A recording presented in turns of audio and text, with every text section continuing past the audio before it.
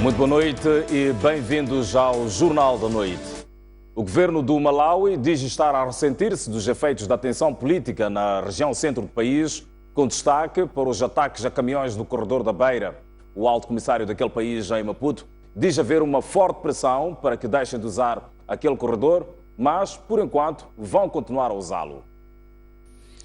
Desde que o corredor da Beira, em particular a Estrada Nacional número 7, começou a ser palco de ofensivas militares de homens armados da Renamo, as autoridades do Malawi dizem que estão a registrar prejuízos avultados. Nesta terça-feira, o alto comissário do Malawi disse terem sido atacados mais 2 caminhões transportando carga para o seu país, o que eleva as pressões que estão a ter para abandonar a rota, situação que por enquanto está posta de lado.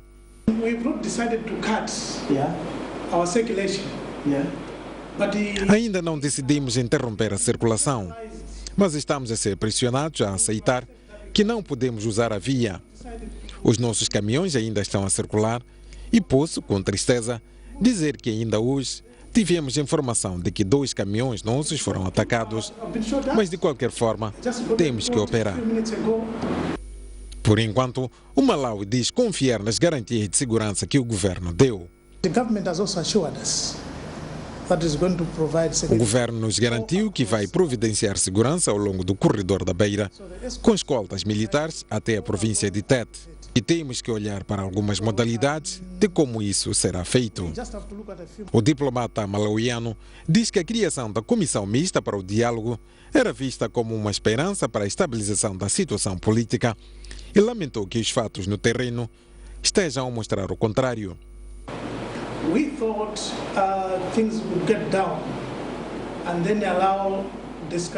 Pensávamos que a situação iria estabilizar para dar lugar ao diálogo.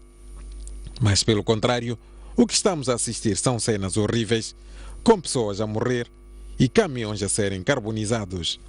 Para o diplomata malauiano, a solução da atual tensão política no país passa necessariamente pelo diálogo. A nossa redação continua a seguir o caso do reassentamento da população em Mahubo, este que é o nome do bairro para onde serão transferidas parte das famílias deslocadas do bairro da Malanga para a construção da ponte Maputo-Catembe. A Comissão dos Direitos Humanos visitou hoje o espaço que ainda é feito apenas de mata. Entretanto, a Maputo Sul garantiu que em 45 dias serão criadas infraestruturas básicas. Aqui nesta mata, praticamente no meio do nada, onde, segundo a Maputo Sul, dentro de 45 dias serão reassentadas 300 famílias que ainda vivem no bairro da Malanga para dar lugar à construção da ponte Maputo-Catembe.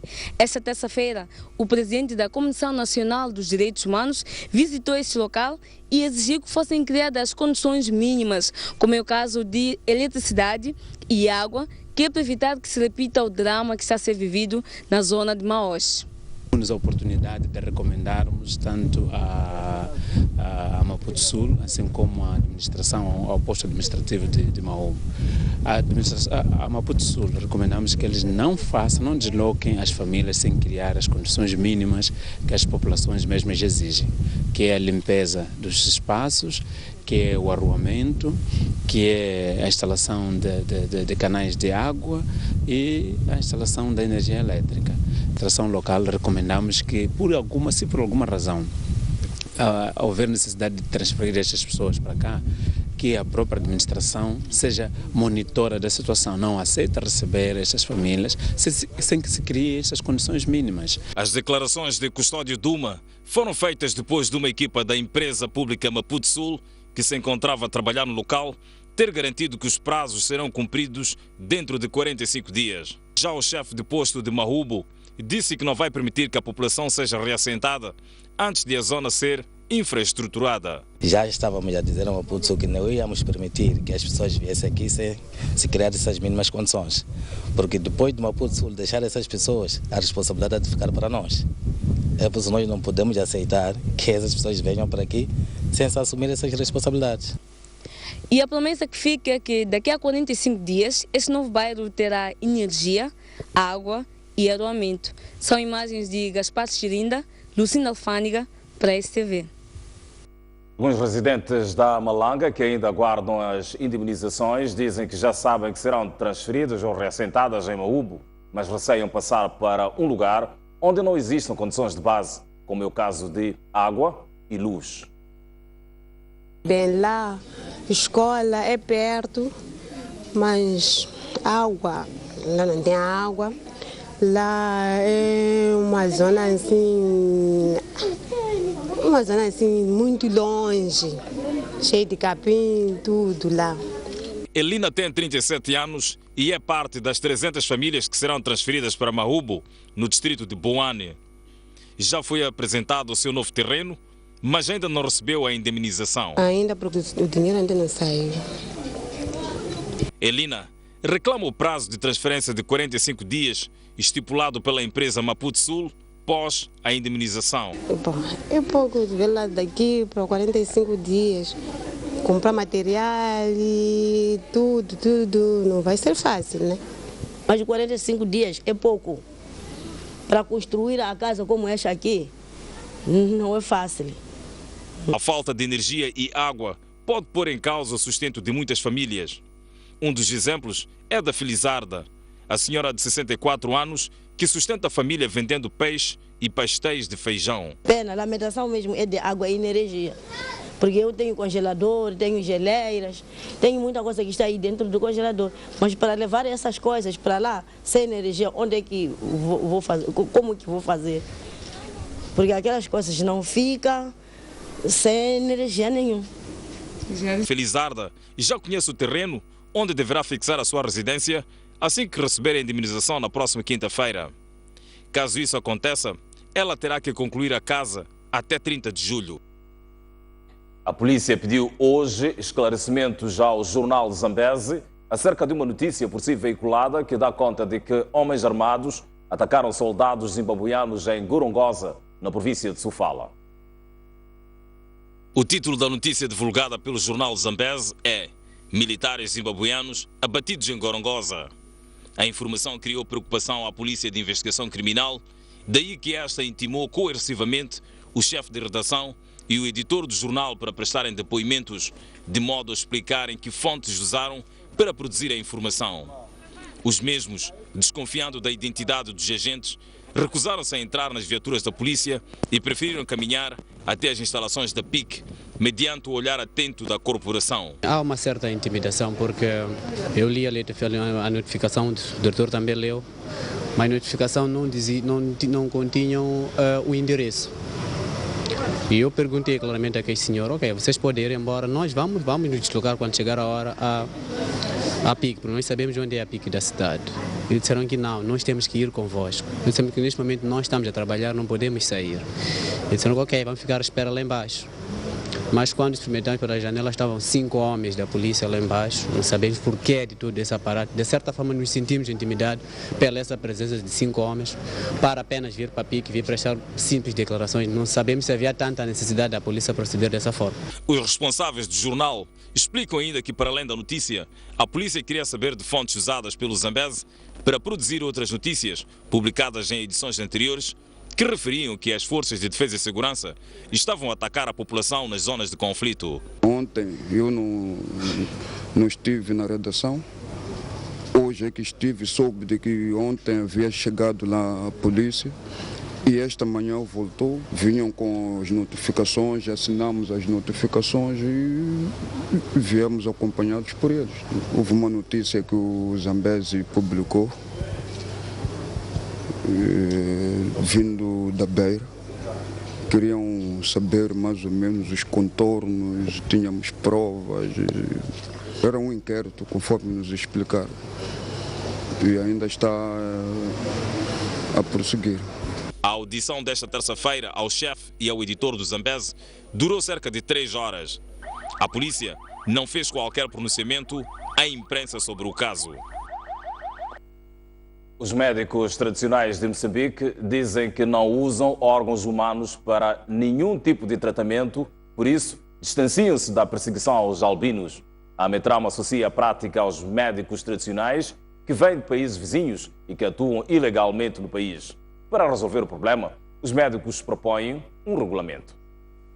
24 horas depois de o mundo ter desenvolvido várias ações de consciencialização sobre o albinismo, 10 associações de médicos tradicionais vieram ao público distanciar-se da caça e matança de pessoas portadoras de albinismo, muitas vezes associada a fins obscurantistas.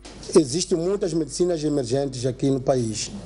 Muitos praticantes da medicina tradicional que vêm de fora, que não conseguimos controlar.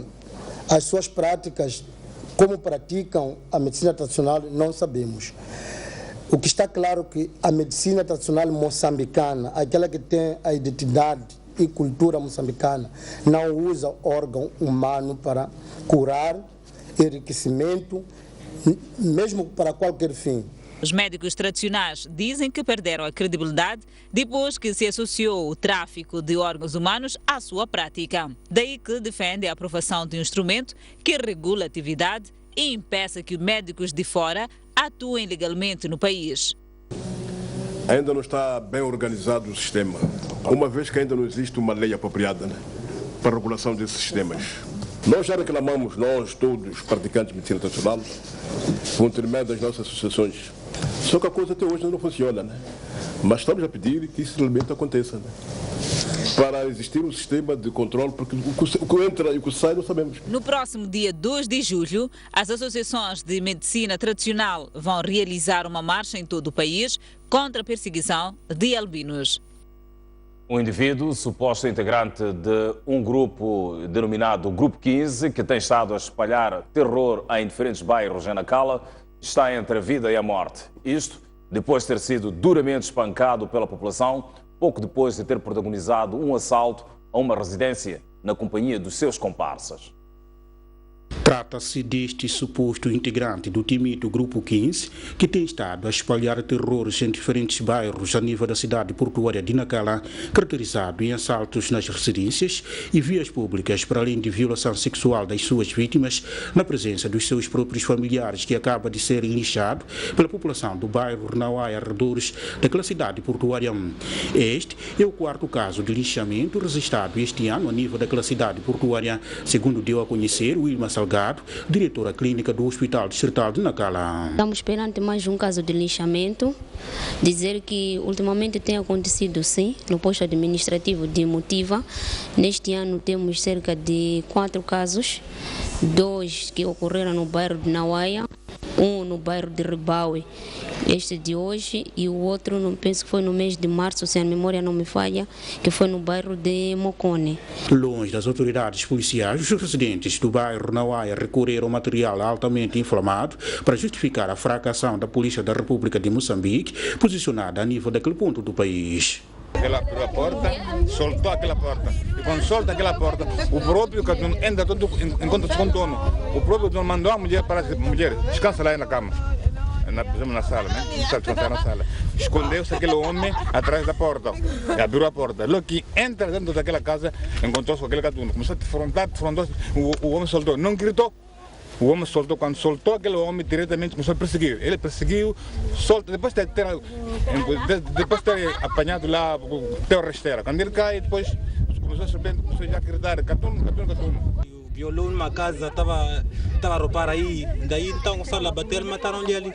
De referir que a cidade portuária de Nacala tem sido ultimamente palco preferencial dos criminosos oriundos de vários pontos do país. Informações já há pouco chegadas já à nossa redação apontam que o indivíduo em causa acabou mesmo perdendo a vida. Hoje, terça-feira, foi dia de sessão do Conselho de Ministros, que apreciou o pedido de concessão de contratos de adjudicação de serviços de apoio para a exploração de gás natural na área 4 da bacia do Rovuma. Todos os pedidos em cima da mesa referem-se ao projeto denominado Coral Sul, cujo operador é a multinacional italiana Eni. O Conselho de Ministros, nesta sessão, apreciou também a informação relativa à adjudicação de contratos para a prestação de serviços do projeto Coral Sul, da unidade flutuante de gás natural na área 4 da bacia do Rovuma, e analisou os contratos de compra e venda de gás natural liquefeito nesta área do projeto Coral Sul. Foram analisados os pedidos de aprovação da adjudicação do contrato para fornecimento de engenharia detalhada aprovisionamento, construção e comissionamento de uma unidade flutuante de gás liquefeito. Foi também apreciado o pedido de aprovação, adjudicação de contrato para prestação de serviços de perfuração offshore através de plataformas flutuantes, o pedido de aprovação da adjudicação do contrato para fornecimento de materiais e equipamentos de apoio e o pedido de aprovação da adjudicação do contrato de fornecimento de equipamento submarino. Para o pedido de aprovação da adjudicação do contrato para o fornecimento de engenharia detalhada, a empresa envolvida é o consórcio TJS, Technic France JGC Corporation and Samsung Heavy Industries. Para o projeto de adjudicação do contrato para prestação de serviços de perfuração offshore através das plataformas flutuantes, a empresa envolvida é Saipem S.P.A. Moçambique Branch. Para o projeto de aprovação e adjudicação para o contrato de fornecimento de materiais e equipamentos de apoio, o projeto envolvido é Aker Solutions. E para o pedido de aprovação da adjudicação do contrato de fornecimento de equipamento submarino, a empresa é GE Oil and Gas North Africa Limited e GE Moçambique Limited. Apostar no cooperativismo para a melhoria de condições de vida é um dos desafios que Moçambique tem pela frente. Este posicionamento foi defendido hoje pelo Primeiro-Ministro durante a abertura da Assembleia Geral da Organização Cooperativista dos Países de Língua Portuguesa. O evento junta vários países da comunidade dos países de língua portuguesa em Maputo para traçar estratégias que possam fortalecer o cooperativismo nestes países. Face a um cenário de fome que afeta milhares de moçambicanos e em parte devido à seca e à subida do custo de vida, Carlos Agostinho do Rosário diz que a promoção das cooperativas é um imperativo no país. Neste contexto, encaramos o cooperativismo como uma base capaz de criar sinergias que estimulem a complementaridade entre os membros da CPLP, considerando as suas imensas potencialidades em recursos humanos e naturais. Sendo empresas de propriedade coletiva, as cooperativas constituem espaço do exercício ativo da cidadania e mecanismo gerador de impacto direto na melhoria das condições da vida das comunidades em que se inserem. O presidente da Organização Cooperativista dos Países de Língua Portuguesa também defende que os governos devem apostar no cooperativismo como um instrumento de apoio ao desenvolvimento. O cooperativismo tem sido uma ferramenta extraordinária do desenvolvimento das populações no mundo inteiro, principalmente em momentos de crise, em momentos de dificuldade das políticas, das economias. O cooperativismo tem se mostrado capaz de, através do seu processo livre de organização, de mitigar os efeitos nocivos das crises. Então, o cooperativismo tem se provado uma ferramenta extraordinária de ajuda às nações em desenvolvimento. Moçambique tem 35 cooperativas inscritas na Associação Moçambicana para a Promoção do Cooperativismo Moderno, maioritariamente atuando no setor agrícola.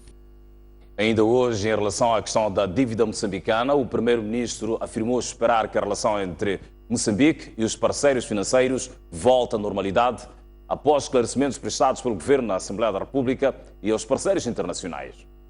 Partilhamos a informação com a população e agora são passos seguintes rumo à normalização das relações com os parceiros internacionais e pensamos que dentro de dias o FMI vai chegar e com ele vamos trabalhar no sentido de avaliarmos o impacto macroeconômico da toda a dívida e seguramente que vamos para frente. O que nós queremos aqui olhemos para frente. O passado é o passado e temos soluções. O nosso país é rico em recursos humanos, como dissemos, recursos naturais, e somos capazes de ir para frente. E vamos para frente. O governo de Manica desafia a banca a expandir a sua rede de serviços aos distritos e facilitar a concessão de linhas de crédito viradas para o setor agrário, com vista a impulsionar o desenvolvimento do país. O pronunciamento foi manifestado esta segunda-feira em Chimoio pelo governador da província, Alberto Mondlane, durante a inauguração de mais uma agência bancária nesta cidade. No setor bancário, o nosso desafio continua a ser a expansão da rede bancária para os distritos, a melhoria da qualidade dos serviços prestados aos clientes, a diversificação do portfólio dos serviços e a criação de facilidades e oportunidades na concessão de créditos, especialmente na área da agricultura, e isto orientado para todos os segmentos de clientes. A banca prometeu responder ao desafio, ao mesmo tempo que anunciou que era sua pretensão o preenchimento desse vazio no mercado financeiro. Temos a clara noção que cada vez mais as pessoas e o mundo empresarial esperam sempre um pouco mais do que a banca lhes oferece tradicionalmente. E nós, como gostamos de desafios, acreditamos convictamente que reconhecer e potenciar as capacidades únicas de cada cliente faz toda a diferença. Abraçamos a unicidade de cada cliente numa tentativa constante de preencher esse vazio no mercado. Já o Banco de Moçambique instou aquela instituição financeira a prestar serviços de qualidade aos seus clientes. Estamos convictos de que a presença do Banco Único vai permitir aos seus utentes a realização de transações com maior celeridade, conforto e segurança, e é a nossa expectativa é que o balcão vai responder com zelo e profissionalismo ao nível das exigências dos vários segmentos de mercado desta rica e produtiva província, através da disponibilização de serviços diversificados e de qualidade. Com a entrada em funcionamento do Banco Único, esta segunda-feira, a província de Manica passa a contar com 30 agências bancárias, das quais 20 concentradas na capital provincial, Chimoio. Fazemos agora uma breve pausa e voltamos já a seguir. Lance-lhe o convite para que permaneça desse lado, porque voltamos com mais informação. Até já.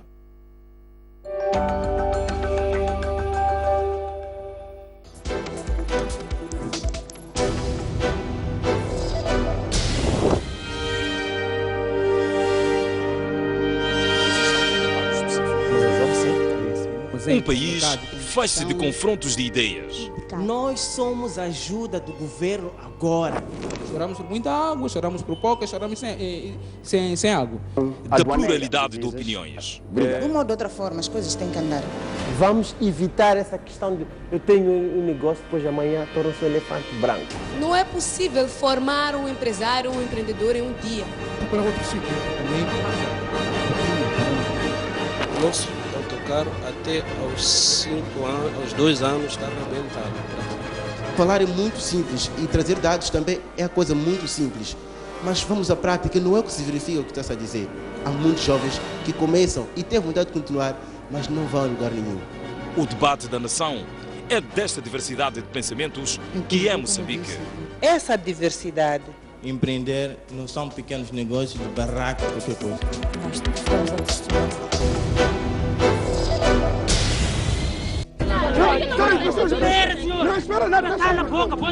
A maior frequência destes transportes, vulgo My Love. Você viu 4 horas aqui. De atendimento que geralmente é lento, é semelhante ao que se registra um pouco por todos os centros de saúde. A bicha não está a andar, não sei o que está a acontecer. Muitos dos que vieram morreram mesmo neste lugar. Não se queria ver pessoas cuja ocupação não é clara. E são elas que vieram parar aqui. Tudo que nos rodeia mexe conosco. Trazer opiniões diversas de um assunto que mexe com todos permite-nos trazer mais equilíbrio nas nossas matérias. No grande plano.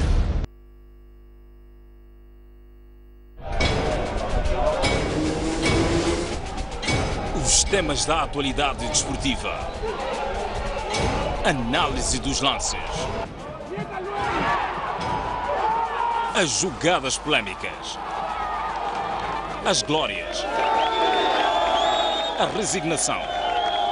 Eu prefiro que uma equipa lute pelas possibilidades do que uma equipa que entre passiva e que esteja à despesa do adversário.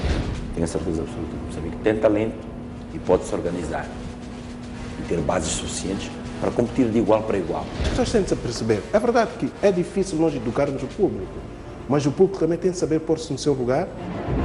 Tudo isto e muito mais no programa Ao Ataque.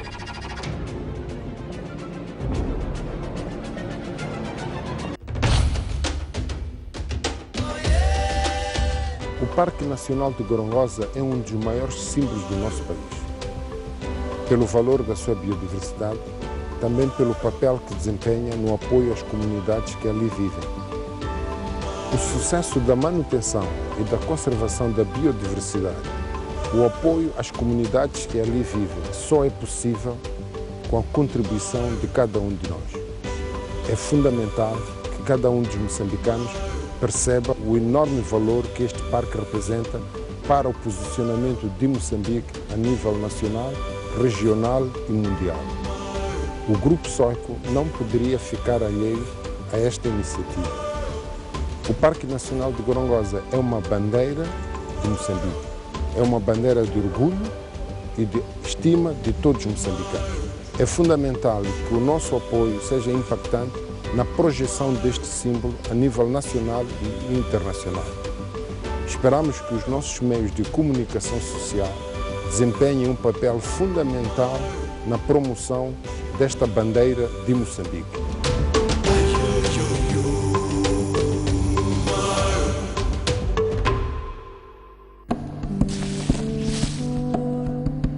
Reduzem os níveis de precipitação e aumenta a vulnerabilidade das populações. Vamos enfrentar.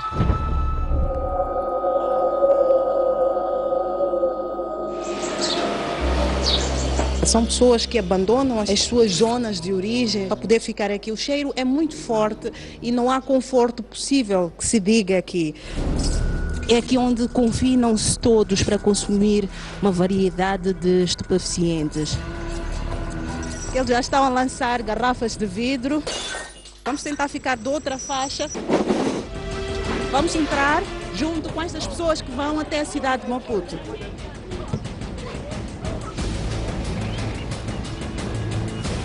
Olá, eu sou a Selma Inocência, junte-se a mim no Grande Plano, aqui na STV.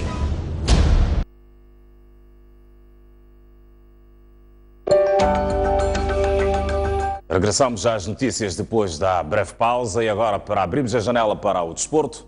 A Seleção Nacional de Futebol de Moçambique, os Mambas, realizou o seu primeiro treino em solo pátrio antes da deslocação à Namíbia, onde vai participar no torneio da COSAFA, edição 2016. O selecionador nacional diz estar confiante nos jogadores que vai levar e que o objetivo principal é a conquista da prova. No treino da manhã desta terça-feira, Abel Xavier priorizou os aspectos técnicos, como a troca de bola e velocidade, o domínio e o passe, para depois trabalhar uma peladinha virada à finalização. Estes aspectos visam dotar os jogadores de potência para enfrentar a COSAFA, tendo como primeiro adversário a República Democrática do Congo, vencedor do CAN interno deste ano, nos quartos de final. Abel Xavier está ciente que os Mambas são os vice-campeões da região e acredita que é possível alcançar um bom resultado, nomeadamente a conquista desta prova, e para tal, leva consigo 20 jogadores para a Namíbia.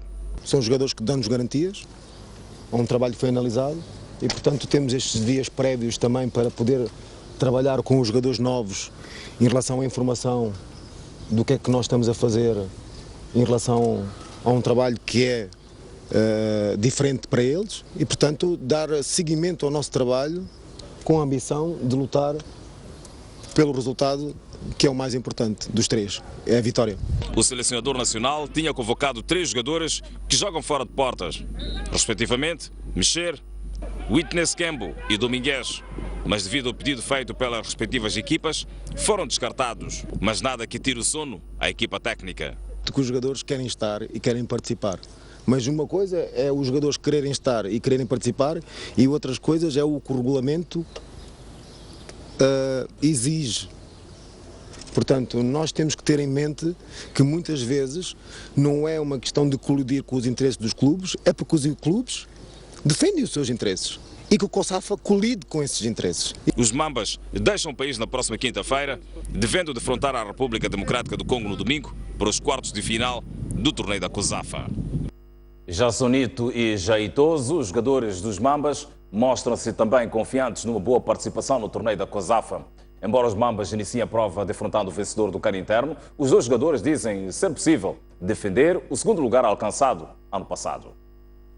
Eu acredito que temos um grupo muito forte, coeso, acredito na vitória da seleção nacional. Eu acredito que temos muito tempo ainda para conhecer a seleção. Temos vídeo, vamos trabalhar para ver se consigamos ganhar o Congo. No futebol tudo é possível, apesar de certas pessoas não confiam na Malta, mas nós que somos artistas, temos fé e acreditamos que tudo é possível. As expectativas sempre foram de ganhar e temos que ganhar.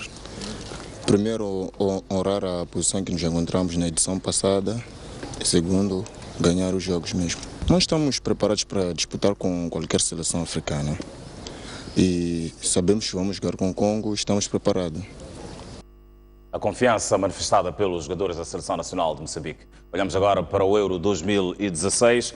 A seleção portuguesa de futebol defronta hoje às 21 horas de Maputo, a Islândia, em jogo da primeira jornada do Grupo D do Campeonato Europeu de Futebol.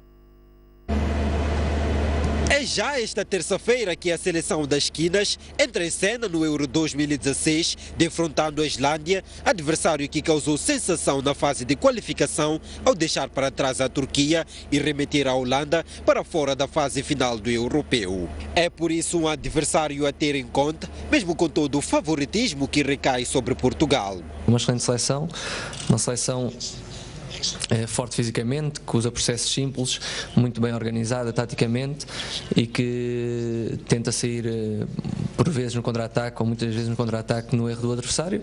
Nós temos de ter em atenção isso tudo e vamos tentar impor o nosso jogo, contrariar os pontos fortes da Finlândia e sair da Islândia, peço desculpa, e conseguir ganhar, que isso é aquilo que nós queremos para o primeiro jogo.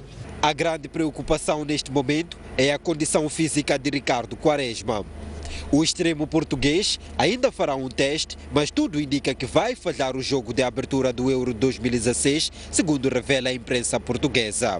Fernando Santos não disse se Ricardo Quaresma vai jogar ou não diante da Islândia, deixando margem para ambos os cenários acontecerem esta terça-feira.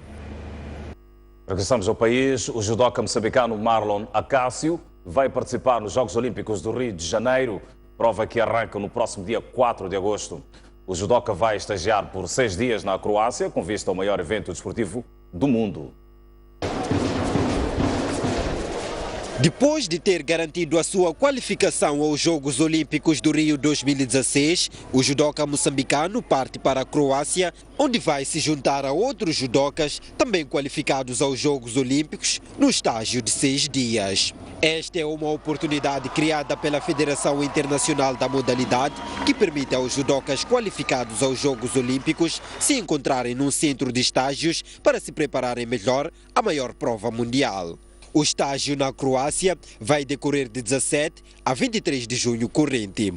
Logo a seguir, Marlon Acácio desloca-se à Hungria, onde de 23 a 30 de junho participa do Grand Prix de Budapeste de judo, com a presença dos melhores judocas mundiais. Depois desta prova, Marlon volta a mais um estágio, desta feita em Espanha, de 1 a 8 de julho, antes de regressar ao país para prosseguir com os trabalhos de preparação. Marlon Acácio, que compete na categoria de 81 quilos, beneficia da sua melhor classificação no ranking africano em relação aos outros judocas que também sonhavam em marcar presença no maior evento desportivo do mundo, nomeadamente Edson Madeira e Nelson Sigaúke.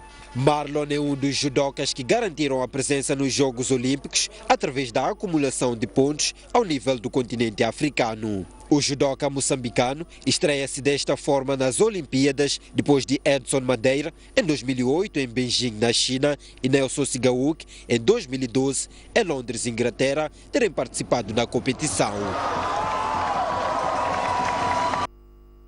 Vamos para mais um breve intervalo, mas antes a previsão do estado de tempo para as próximas 24 horas, depois de alguns dias frescos um pouco por todo o país, a melhoria do estado de tempo. Maputo com 29 graus Celsius previstos para amanhã, de máxima, mínima de 14 graus, 28 de máxima previsto para Xai-Xai, 13 de mínima, para Inhambane prevê-se 27 de máxima e 15 de mínima. Para a cidade da Beira, 26 graus Celsius de máxima, uma mínima de 15 graus, prevê-se 24 para Chimoio de máxima, uma mínima de 11 graus, para Quelimane, 27 graus Celsius de máxima, mínima de 15 graus, e para Tete, 30 de máxima, 16 de mínima. Mas para o norte, Nampula com a previsão de 25 graus Celsius de máxima, uma mínima de 16 graus. Para Pemba, sol e a previsão de 27 graus Celsius de máxima, mínima de 17 graus. Lixinga vai estar fresca com 24 graus Celsius de máxima e uma mínima de 11 graus.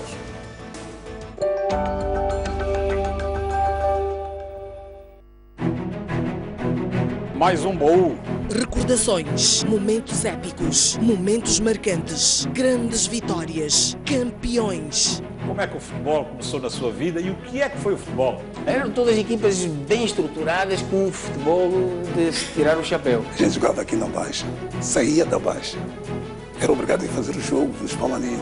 Antigos jogadores, paraquedistas, árbitros, pugilistas, médicos. O primeiro envolvimento direto foi como médico da seleção que foi aos Jogos Olímpicos. Moscovo, 1980. Hoje já temos a capacidade de fazer diagnósticos e cirurgias artroscópicas. O paraquedismo começa quando eu via militares da Força Aérea saltar. A dobragem de paraquedas é uma coisa fundamental. Uma campeã nasce ou faz-se? Um talento tem que nascer, mas também não basta só nascer, tem que se fazer para ser campeão.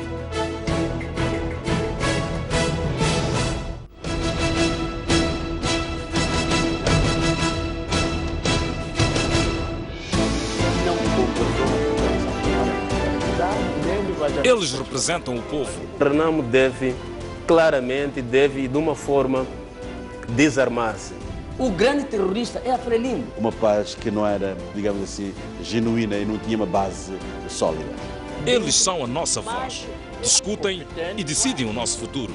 A Frelimo própria não teve coragem nem força suficiente para posicionar-se a favor do provedor. Por que quando a Frelimo reúne a FINAM vai lá expulsar as pessoas, ameaçar as pessoas? Eu acho que aquilo é mais uma manobra dilatória da Renamo, é uma maneira mais de confundir a opinião pública.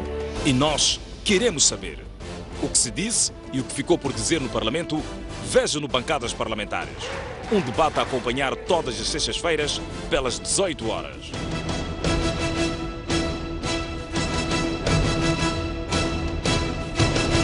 Uma criança e um jovem desapareceram nas águas da praia do Inos, aqui na cidade de Pemba. Combate ao crime é a palavra de ordem da chegada do líder da Renamo à cidade portuária de Natal. Teves Mango deixou ficar as seguintes considerações. A partir da cidade da Beira e com imagens de Manuel Chicava. No interior desta viatura seguiam 4 ocupantes. A reunião que aprovou a primeira Constituição da República. Bairros periféricos das cidades de Maputo e Matola. A alma do magistrado calou-se precisamente neste local. As notícias do país cabem todas aqui.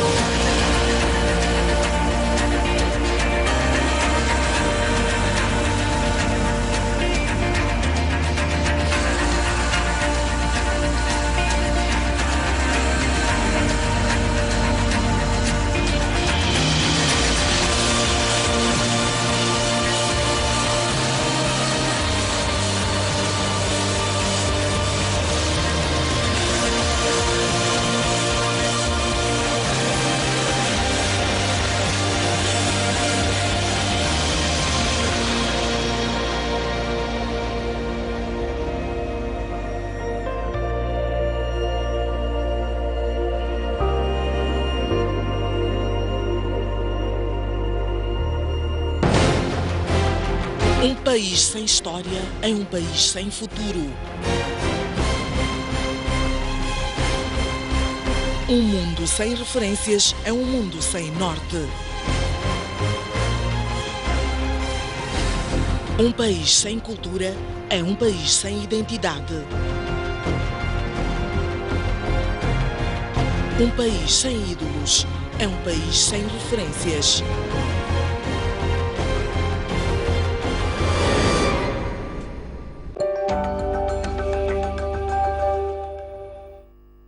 Voltamos com a informação e agora as notícias do estrangeiro.